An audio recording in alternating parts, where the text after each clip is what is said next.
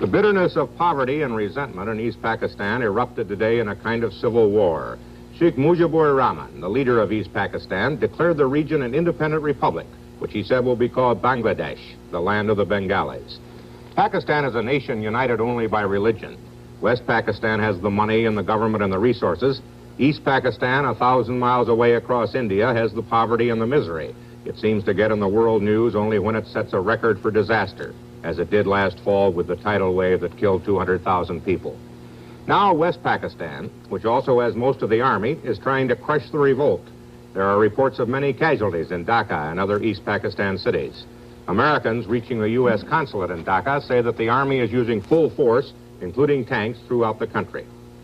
The revolt came after a final breakdown of talks for which Pakistan President Yahya Khan went to East Pakistan. The background of today's Declaration of Independence now, from Ted Koppel in Dhaka. As far as the people of East Pakistan are concerned, the central issue has never been in doubt. They have been treated, they feel, as though their country were a colony of West Pakistan. In last December's general election, East Pakistan's Awami League won an absolute majority in the National Assembly. The Assembly was due to convene on March 3rd.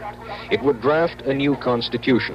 Given a majority voice in the new Assembly, things would be different for East Pakistan. But the Assembly never met. Under pressure from West Pakistan's political leader, Ali Bhutto, President Yahya Khan postponed the Assembly for 3 weeks. Under the leadership of Sheikh Mujibur Rahman, the Bengalis took to the streets. The situation became so critical that President Yahya himself flew here to Dhaka to meet personally with the Sheikh. The meetings were so private that no member of the press has yet seen or photographed the two men together. Finally, the third protagonist was summoned from Karachi. Ali Bhutto arrived in Dhaka surrounded by machine gun-toting bodyguards. The hotel where he stayed became an armed camp, cordoned off by the army. The precautions were necessary. In a competition for the most hated man in East Pakistan, Ali Bhutto would win in a walk. Within 24 hours of Bhutto's arrival in Dhaka, President Yahya postponed the National Assembly yet again, this time indefinitely. The Bengalis used the occasion to proclaim a kind of de facto independence. To the crack of a 1.5 gun salute, a rifle and what looked to be a Luger pistol, student groups hoisted the new Bangladesh flag before a crowd of some 10,000 people.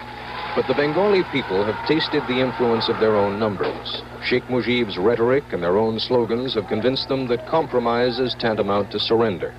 This is Ted Koppel, ABC News, Dhaka.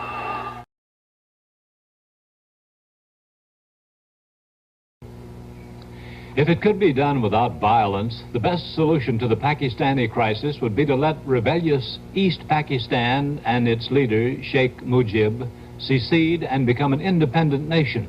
East Pakistan has been subjected to regional injustice beyond endurance. It has more people, 75 million to West Pakistan's less than 60 million. In the only free elections ever held last December, Mujib's East Pakistani party won an easy majority, but it has no say in the government. East Pakistan pays more taxes than West Pakistan, yet it gets in return only 30% of the whole nation's budget expenditures. Moreover, it gets only 30% of the whole nation's foreign aid, West Pakistan taking the lion's share. And it is allowed, East Pakistan is, to provide only 15% of the whole nation's bureaucracy and only 10% of the whole nation's army. West Pakistan again takes the lion's share. Aside from having a just complaint, Mujib has a more rational policy. Above all, he favors, and can get, resumed relations with neighboring India. That would end a major friction point on the map, and it would enable Pakistan to buy much-needed imports like coal from India at 1/5 the price she must now pay for them from other nations. Insofar as the U.S. has any influence, it should be bent to trying to stop the violence first, and then second to obtaining autonomy for Mujib and badly mistreated East Pakistan.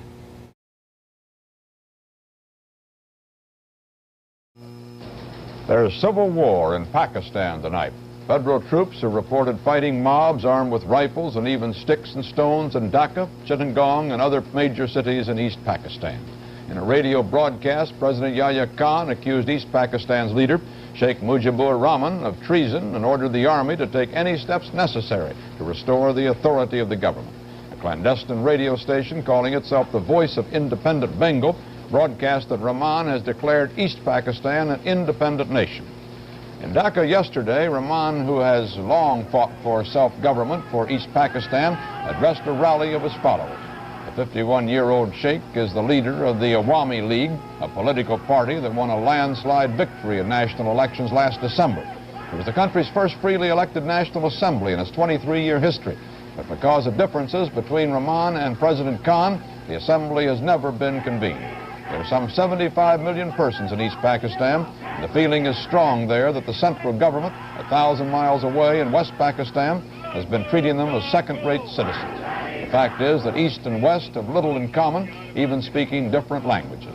Rahman has asked if anybody can stop East Pakistan's drive towards self-government. Oh, nobody can stop it. Autonomy of East Pakistan? Nobody can stop it. Autonomy? Oh, definitely. Who can stop my autonomy? More than that. More than autonomy. No question of this and that. I want my rights. Emancipation. I want my emancipation. West Pakistan cannot do anything about it. Who can do anything when 70 million people are united behind us? Even with the army. What damn army can do? We don't care for them. They can suppress my people with bullets. So you're already the chief of independent Bengal. De facto, not legally, but de facto. What? I am representing the people of Bengal. Legally, morally. I am the man who can govern this country. There are some 1,100 Americans in East Pakistan, and so far as is known, none of them has been harmed in the violence. The State Department has not decided whether they should be evacuated.